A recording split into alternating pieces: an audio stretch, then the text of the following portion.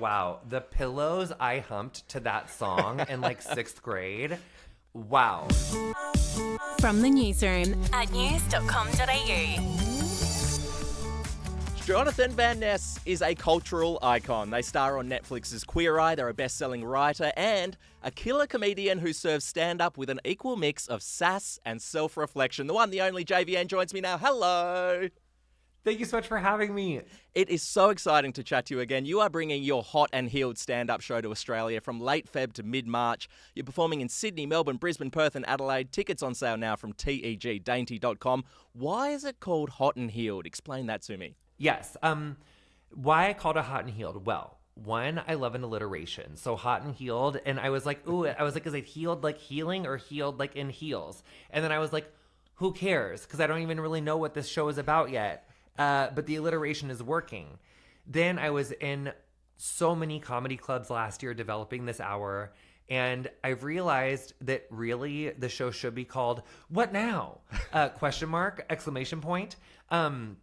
Politically, like it's like what now? And this show really is about the fallout of the Trump election or of this last election. I don't know if Australia knows this, but I was unfortunately used in a $220 million ad campaign that I was featured in against my will in the Trump campaign. I didn't make any money from it. Not that I would want that money, but just saying making something's better than having your video in a commercial and making nothing. And then Trump gets elected. So that was a lot to shoulder. That was a lot to carry, looking up and seeing myself in a Trump ad campaign. So not what you want. So this show is about dealing with that fallout, and it's really about the messiness and the joy of healing. And it's about what I think we need to do to heal as a community, as a culture, and also what I've done to work on my relationship with myself and healing myself, which has been quite messy and all over the place. And I do think that's what comedy is. It's like bringing together experience with joy and like moments of education and vulnerability. And I'm trying to do that in a time where access to joy is like harder to find, especially from gender diverse people. And so I want to be like a point of access to joy for people to celebrate themselves and learn a little bit. And because what we know, this is a really long question, I'm so sorry. But what we know is that when you do have access to joy, you're more likely to get involved in issues that matter to you. And when you are happier, you are more involved in your community. So that's part of what I think is so amazing about comedy is it can actually bring people into their purpose and their power by letting them see parts of themselves that they would have never even known that they had. I've been watching some of your stand-up clips on Instagram. They are so joyous. You can tell the crowd is having such a wonderful time. You've performed in Australia before. How do Aussie audiences differ from those overseas? Aussie audiences are amazing. And actually last year it was in 2024, I had my first special come out, and that one was called Fun and Slutty. And Australia features one of my most iconic bits from that show where I did in that show, I did this joke where I said, I'm HIV positive. COVID was my second pandemic. And when I said that in Australia, all the other markets where I was, like, they totally got it and laughed. When I said that for the first time in Sydney, I remember you could hear, like, a pin drop. Like, there was, like, maybe 2,500 people there, and, like, the joke did not land. Like, people were like... And so when a joke bombs like that, you have to think on your feet. And so within a second, I just went... Oh, I'm sorry. Did you not understand me? I said I'm HIV positive. This was my second pandemic.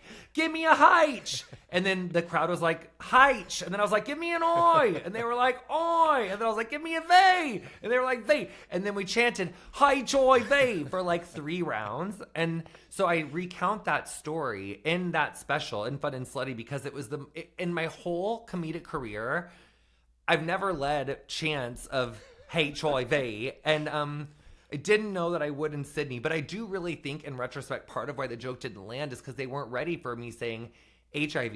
They needed to hear H, because it's different. And so I do think that's why it didn't land. So with Australian audience, I just gotta if there is a joke with a H, I gotta hit the H. Can't be saying like H, it's gotta be H. And there's like a difference there. So that part's different.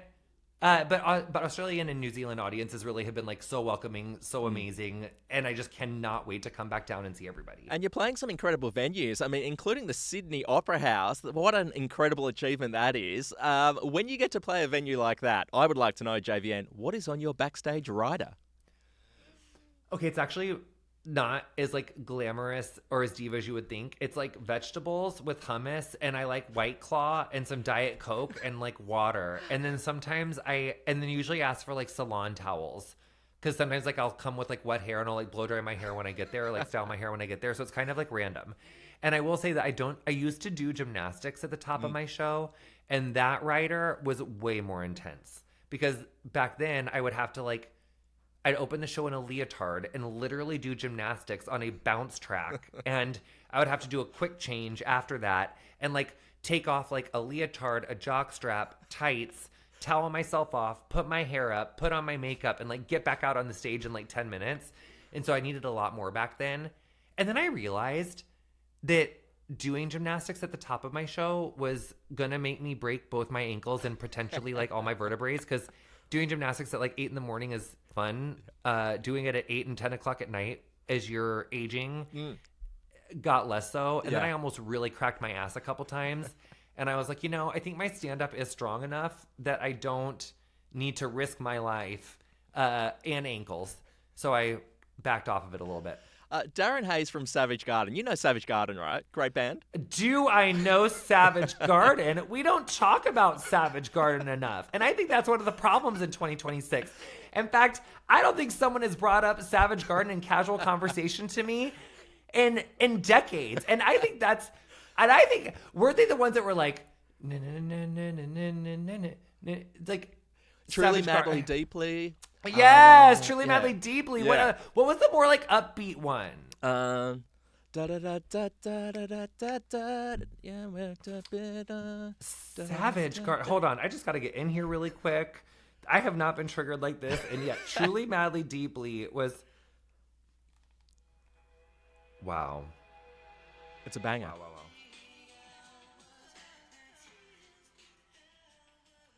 Wow. Wow. The pillows I humped to that song in like 6th grade.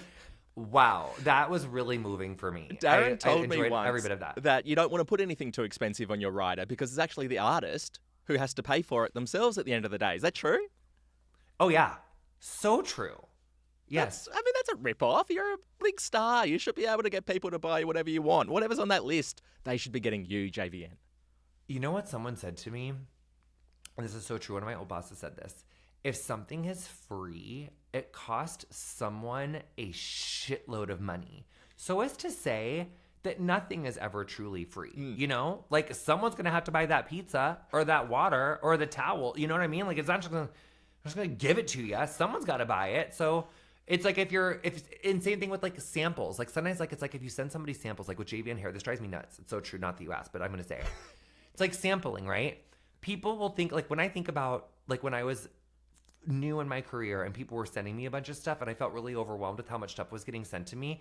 And so sometimes I would just like give things that people sent to me, like to my friends or like my mom, because it's like too much stuff. And now that I've had a hair care company for the last like almost 5 years, and I realize like how expensive it is for you to do sampling, for you to package that stuff, for you to like find the people and get it to them. It is, and then for them to just like give it to somebody and don't even use it. Like what the fuck? Like, so it's like if you come across samples in your life, or if you're an influencer or you're at an event and they're sampling, please treat that with the respect it deserves. Someone worked so hard on that. We've just touched on money here. You are such a success. You're on TV, you've had books, you're touring the world. I think a lot of people maybe outside of showbiz would just assume, wow, he's making a lot of money. JVN is a millionaire. When you're out with friends and family now, do people just expect you to cover the check? Well, whether they do or they don't, I usually just get it because I don't want to have like a conversation about it. I just like want to take care of it. Yeah. So usually I just like get it, and I'm happy to. Good for you. Yeah. All right. Well, let's definitely catch up when you're in Australia then. We can go to a really fancy restaurant. You get the check when I go to the bathroom. Let's do it together. You got it. Yeah, that'll be awesome. JVN, most people around the world know you from Queer Eye, of course. The 10th and final season was just released on Netflix. Now, the other day, you and the cast found yourselves at the centre of a media storm when your co-star Karamo pulled out of some TV interviews. So obviously there are 4 of the Fab 5 here. We received an email from Karamo's assistant this morning, which said in part, quote, Karamo has felt mentally and emotionally abused for years, and he's been advised by his therapist to protect himself and his peace by not attending. What is it like when you're part of a story that is trending around the world? Describe that sensation for us. Well, I guess the best way I could say it would be like maybe out of body. It feels kind of out of body. Are people just like calling you, texting you nonstop, and you're obviously looking at the articles online and you're like, oh my gosh, this has Actually, blown don't up. look at the articles online. I have an amazing publicist who is here with us, who, anything I need to know, like she's going to let me know. But I don't, one thing, say what you will about Mel Robbins, but one thing I have learned in my career is that like, I can't control what people are going to think about me. And it's not my job to control what people think about me. What I can say about, our season 10 press is exactly what I said when I was there, which is for Karamo to, anyone needs to center their mental health and their wellness. And Karamo's been really vocal about sharing with people how to do that on Queer Eye. And I think there is so much pressure in our industry to show up and to do things that you maybe, I don't want to speak for him because I respect him. I treasure the time that we had together on that show. It's like, I'm proud of him for doing what he needs to do to take care of himself. And that's all I want for anyone to do is like do the things that you need to do to take care of yourself. The tour is called Hot and Healed. Tickets on sale now from tegdainty.com. JVN, lovely to chat to you. Thank you, honey. Bye. Follow or subscribe to From the Newsroom wherever you get your podcasts.